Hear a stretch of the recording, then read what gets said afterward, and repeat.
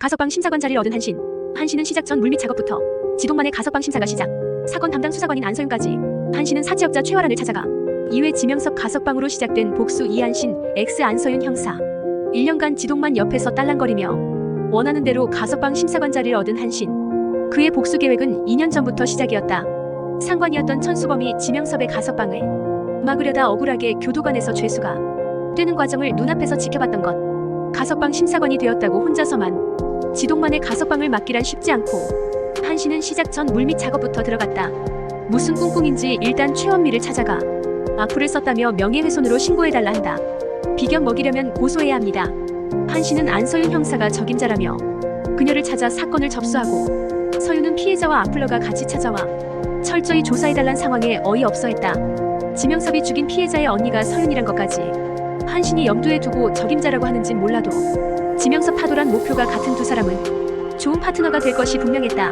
지동만의 가석방 심사가 시작되고 그는 이한신이 당연히 적격을 줄 거라 생각해 웃어 보였는데 웃는 얼굴에 침 뱉는 격으로 한신은 부적격을 외친다.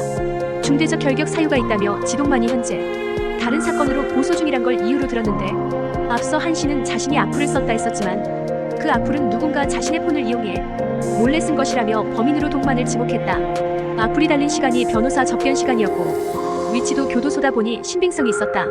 지동만은 억울하다며 접견실 CCTV를 까자고 하는데 안타깝게도 접견실엔 CCTV가 없죠. 이으티은 한신은 동만이 최원미를 욕한 음성 파일까지 들려주며 가석방 심사를 보류해야 한다 주장하고 반대 의견이 나오려 하자 굳히기에 들어간다. 지동만이 교도소 안에서도 최원미를 협박해 반려견 레오를 데려가 만나는데 가석방 되면 피해자가 안전하겠냐는 것. 야 레오는 네가 협박해서 데려온 거잖아. 지동만이 소리쳐봤자 한신은 꿋꿋이 이어갔다. 추가로 사건 담당 수사관인 안서윤까지 등장해 지동만이 가석방 되면 사건을 무마시키려 증거를 인멸할 거고 또 피해자를 협박할 거라며 그가 가석방 되어선 안 된다 주장한다. 심사관을 셋이나 포섭해놨는데 결국 지동만은 가석방 코앞에서 미끄러졌다. 사실 악플은 한신이 물밑 작업한다고 써둔 거지만 증거가 없으니 어쩔 건가.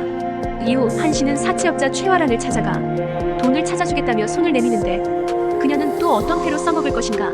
이 영상이 즐거우셨다면 구독과 좋아요로 다음 소식을 놓치지 마세요.